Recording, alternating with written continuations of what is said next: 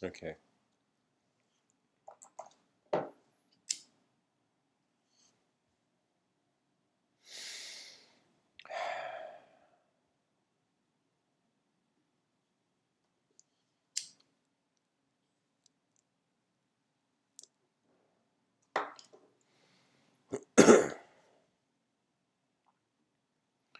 Hello, everyone. Thank you for tuning in. Today's episode is a very interesting episode, and I call it the imagination of reality. And I often speak about the known experiences of the human being and the unknown experiences, but this episode is going to be more focused on how we can enter, or in some sense, how our consciousness can extract um, new vision from the unknown. And I'm going to introduce you to a concept.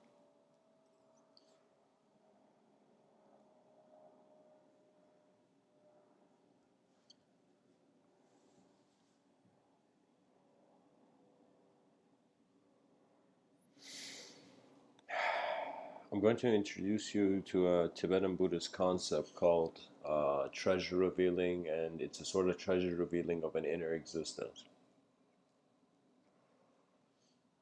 In this life, there's two sorts of values that you attain. In some sense, there's two ways you're valuing things. You're one valuing things based on their realness, based on their tangibility, their shape, their form, what is actually here.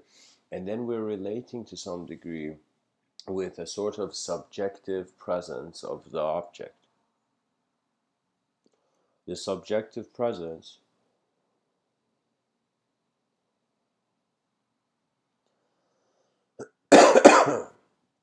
has a the subjective presence abides by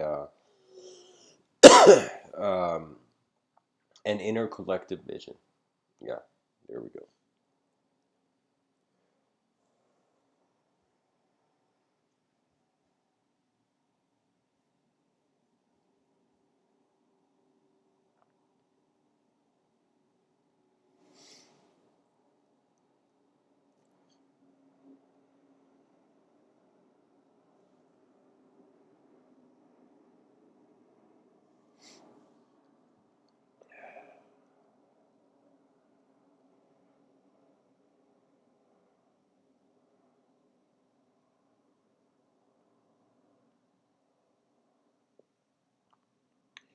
The child walks into this world being spoon fed data that is, in some sense, very important to the nourishment of its psyche. And as this child goes through these fields of data, in some sense it's bombarded but by various ways of existence, by various thoughts on existence. As the child begins getting sculpted by these thoughts, the child begins to kind of position itself into more of a real subjective presence. That means at some point we were just creatures dwelling the surface of this planet, and then at some point the abstract depth of our vision gained the significance that it became us.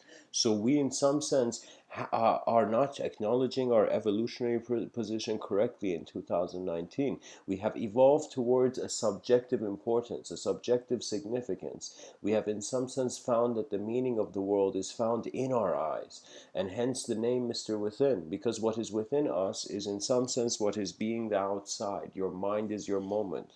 Your moment is all.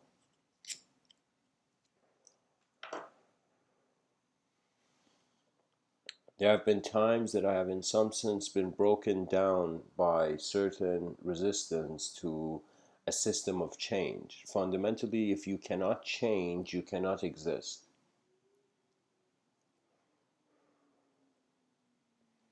Because existence is a running show, this theater performance will go on for eons. We are the actors that step in and out of this manifest simulation of meaning and context. So, in some sense, mankind first discovered concepts and ran to them. And as it wondered where these concepts arose from, found the context of the world. You're a product of your world. And hence you abide by natural design. But this natural design is so unique that in some angle we feel we are not from here, but we also feel we're so from here that we don't even know how this here is.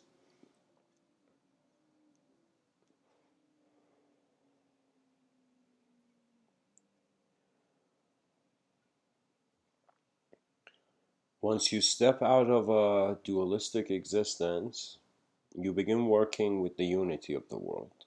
Once you have lived enough as an individual, you begin, in some sense, existing in moments where you'll naturally see, you will be drawn towards uh, collective advancement once you've gotten bored of individual advancement. As if that person who like forgot about the world and just gave himself the ultimate luxury, the ultimate happiness, while the world around him was burning. Eventually, after reaching the ultimate happiness, that person is going to be like, okay, what am I going to do now? I'm happy now. So you're going to see, you're going to want to make your world happy.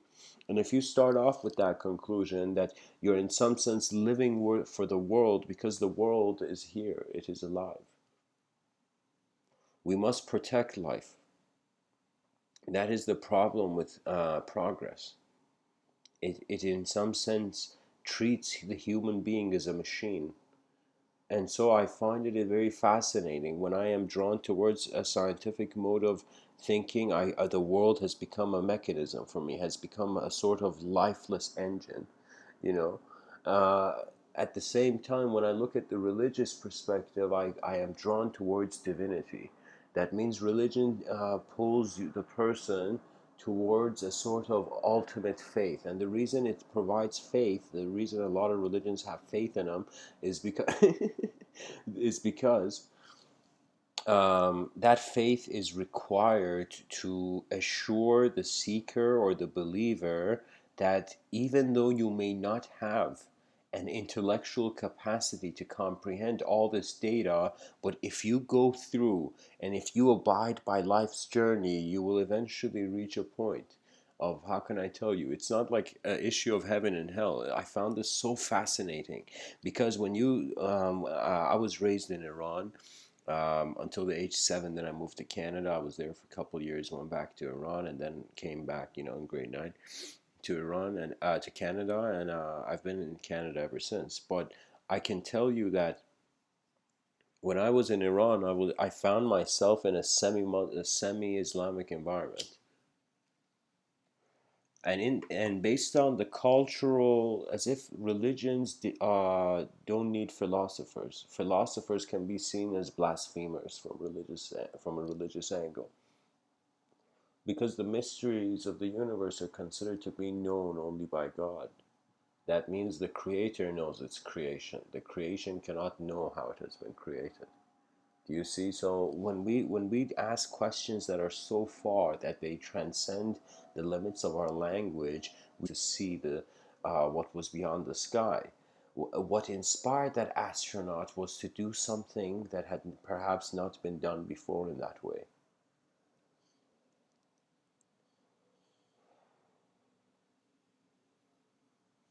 So you try to reach the ultimate resolution of human existence through intellect. You come to the infinite problem, into the infinite dualities. Life is just like you can cut up life into so many ways for it to mean something to you. So now the title of this episode is The Imagination of Reality. Now, this is a very important thing because Mr. Within is asking the listener to wonder where the edge of reality is and where the edge of imagination is. And I have considered that they come to the same moment, which is a witness from what may be considered a higher dimension. But I don't shape the world unless it reveals itself to me. Like that's my thing. I feel like you need imagination. When what is in front of you, in some sense, is not enough. And so the light of the energy that moves us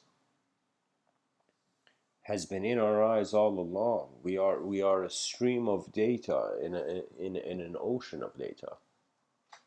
And part of this ocean of data has found a way to separate itself. And so for me, it's not how the universe is kept that is just important, but how the eyes keep the world open.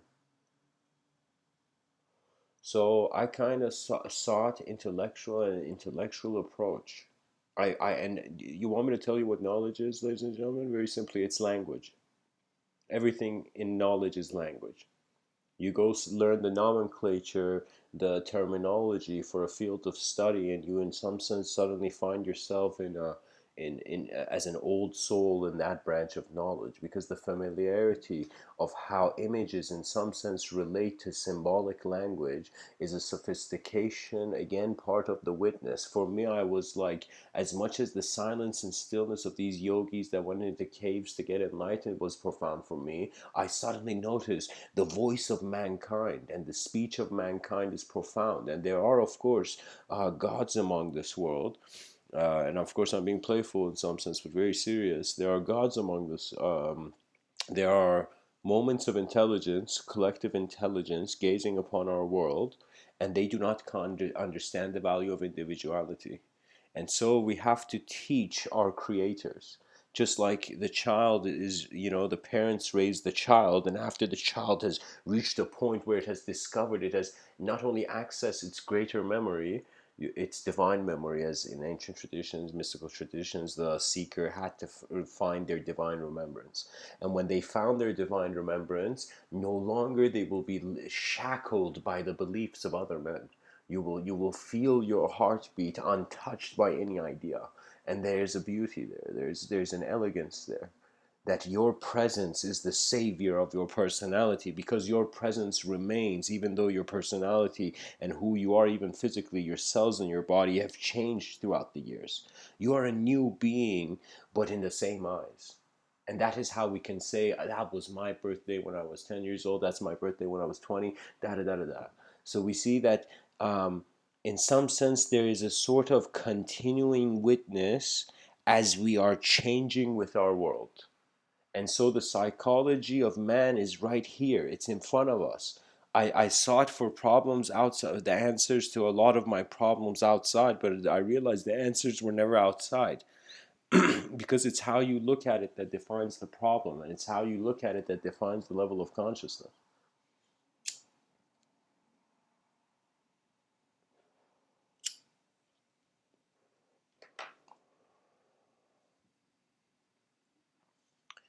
Um, there's a science fiction story I'm working on. Um, and in the science fiction story, it's the story of the ocean thief. And the ocean thief is this man who, the scene of the story, if it was a film, you'd kind of see it like this, where this young girl in the middle of night, in a very simple cottage, very peaceful place, just gets up out of bed and feels something is off, and goes outside. And the young girl goes outside and she sees there is a man.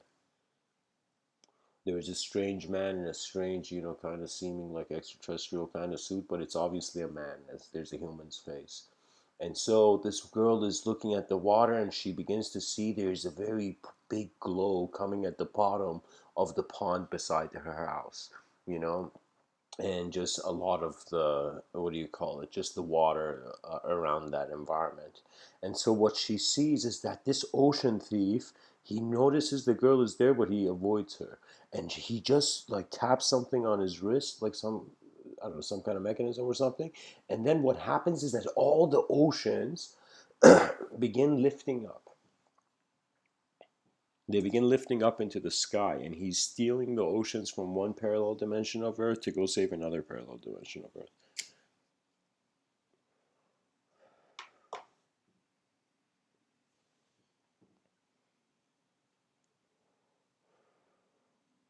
I find that the development of culture has not just been an increase to people's suffering.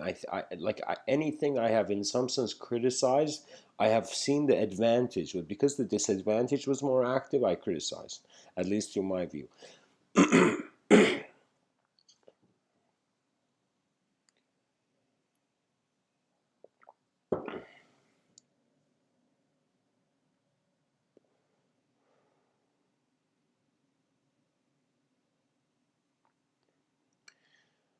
The notion of the ocean thief was that the scarcity right now, where our nations are fighting over scarce resources, but I wanted to tap into the idea that dimensions may perhaps be fighting for scarce resources.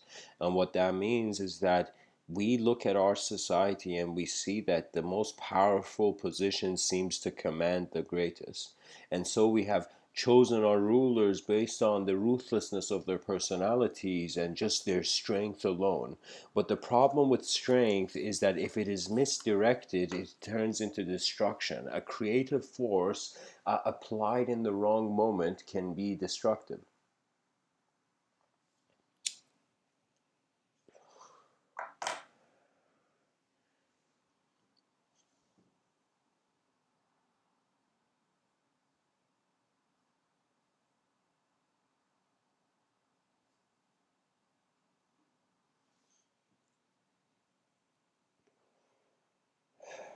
So one can say that where language dwells or where thoughts dwell is the domain of imagination, because it comes across to us as if, like, right now I'm having a thought. Let's say right now I visualize like um, a golden sphere moving in front of me right now. Imagine I just visualize it in the room that I'm in right now. Like I can visualize a golden sphere just spinning in front of me, you know, a golden atlas. And so when I see this atlas, what happens is that uh, the thought is here. The thought has a shape and design, yet it is not physically here. So my thoughts come across to me as their observer, a sort of as if I'm in a room, they're in a room I can't see, I'm not in, but I can see their shape, I can see their design. So what happens with the mind, I totally discovered this in my own experience when I had a dream where I was consciously moving in the dream. Like I wanted to go left, I could go left. I wanted to go right in the dream, I could go right. And that suddenly sent a shock to me because when I woke up, I got fascinated. I'm like, what is this? When I'm asleep, my mind can still, I could still have a body and move in a world. But when I'm physically awake, that world is inaccessible. So I kind of noticed that when I'm dreaming, my mind is awake even though my body is asleep. Do you see? So I kind of recognize that the mind is simulating meaning and language over reality, but they exist in the domain of the mind. And the mind, Rene Descartes caught on to this and he suggested the mind's dualism. He suggested that the mind exists on its own and the body exists on its own, two separate dimensions in some sense. And we are, in some sense, the undoubtable intersection of conscious awareness and the unknown.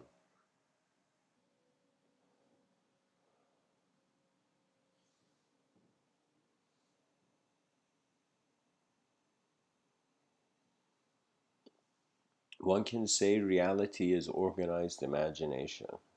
One can say imagination is disorganized reality. You can choose to have whatever kind of journey in this life. You're a cameraman of your own senses. You're watching them. Your mind is a sort of recording of all phenomena at once. And that is powerful. And what is even more powerful is that we blink. And so it's kind of like we are in two worlds at once, one in the world of our mind and the other in an actual physical world. So when I saw in the New Age community a lot of talk about like people channeling celestial beings and spirit guides and shamanic forces and spirits of nature guiding people, I was like, okay, why? Why are people considering these? And then what I kind of noticed in that was that it's like they're considering it because it is real to them, but it is not real to them based on this world. So I'm telling you that our thoughts made our species feel. It is in more many worlds. It is in more world. It is not just in one world.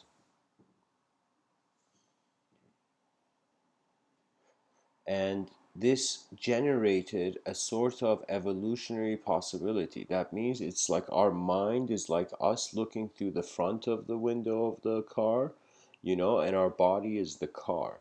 Our mind sees further, and then the body is directed. And a lot of the processes of the body are automated, and that's kind of blessed because, as nature, imagine like you having to think and then your heart moves. Your heart beats whether you think about it or not, as if the heart is like, I'm too busy, I don't care about your thoughts, human being. And your heart keeps beating. And I'm being playful there, but where I'm trying to get to is that if you think of yourself as a mental creature, as a creature of your mind, you will, in some sense, be pushed towards objective reality if you think you're a subjective creature. And if you're an objective creature, you would be pushed to the subjective realm. That means those people who are not creative, they are fascinated by imagination. And when I say they're not creative, they're not they have not found their creativity yet. It's something you got to find. And those kids who naturally are talented, let me tell you, they have, don't look at them, don't, a child is never a child, you know? What I mean by that is that that child is many moments of existence. And this is why you can never judge anybody who's still alive. Even those who've passed away, you can't judge them too. But we have to find a way that we can handle the alignment or the balance of imagination and reality. Oh my God. I personally consider orange juice to also be divine.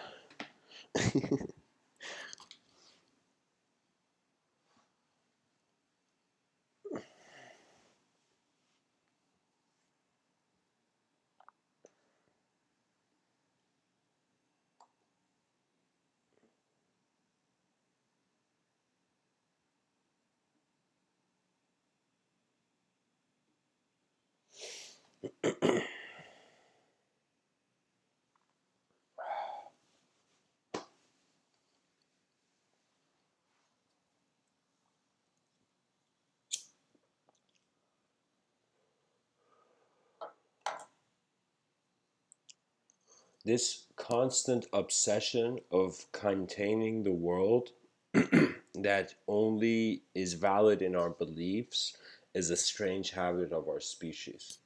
I think what happened in our evolution is that at some point we thought we're thoughts and we thought we can't be anything other than thoughts. So we decided to create a world that is only working with a sort of sequential numerical structure. Numbers divided the world, but in doing so allowed many ways of the same intelligence to engage and approach itself.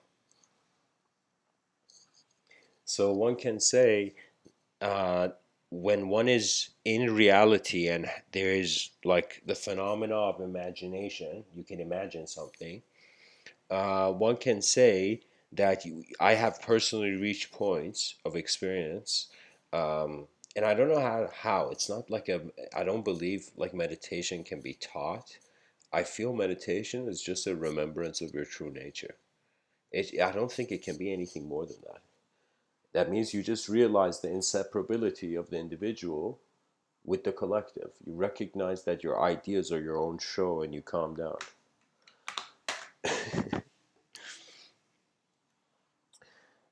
In some of my earlier talks, I referred to imagination as a nation of images, as an unknown nation of images.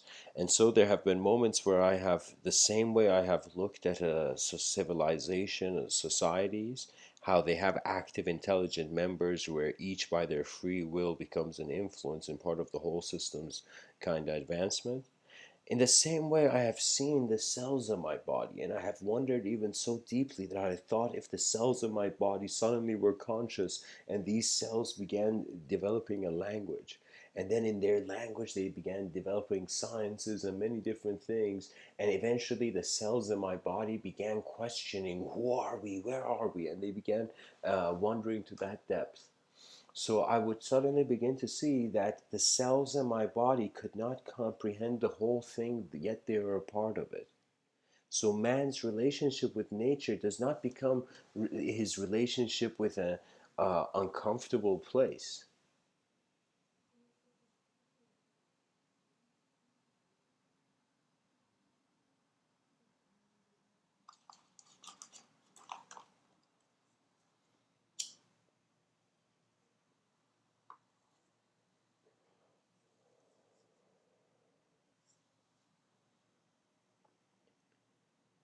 Man's relationship with knowledge will either come across to him as full of wonder or full of emptiness. Full of wonder or empty of meaning, let's say it like that. I think like the way we are, our intelligence is we oscillate between existence and non-existence, just like how we suddenly see the world and then we blink and we see the world and we go to sleep and it's like the world is blinking when we sleep. So it's one of those situations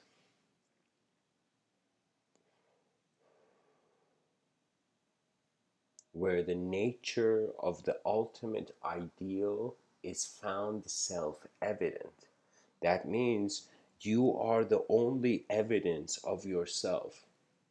That means when someone writes a book, let's say like you write a book right now and somebody reads it, and then they come to you and they're like, this book an evidence of your mind? And nobody can prove that. Do you see? Nobody can prove what you only can see. And so I'm telling you, teachers can only help so far as to become great mirrors for our civilization.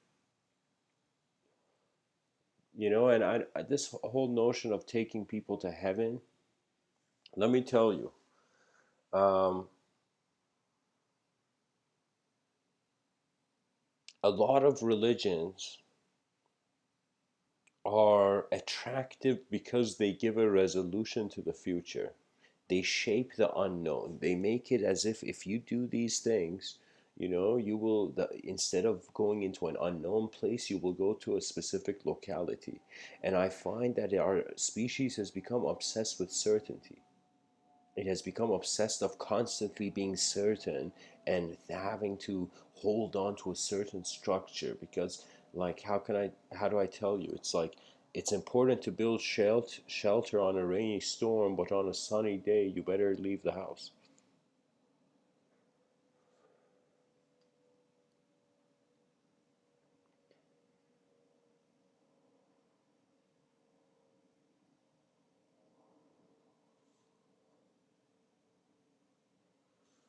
When you remember the beyond, so sometimes when I give these talks, I'm not talking to the common man. I mean, I am, but like I'm also trying to get the listener to wonder about all the stuff that they don't know. And Aldous Huxley, he got close to this. I remember, like, I think it was like 5 years ago when I heard his quote where he said, there are things known and things unknown, and in between are the doors of perception.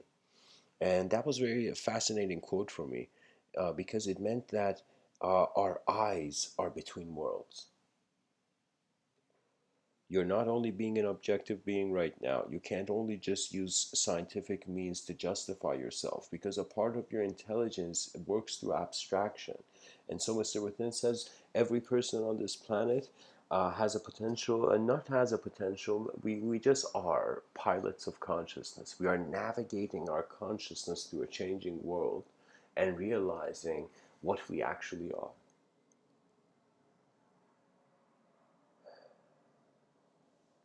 So guys, this is part one.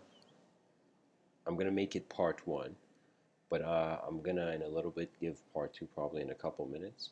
And in part two, I'm going to call it The Reality of Imagination. But it's the same talk, so it's going to be 653. So thanks for listening. This is part one.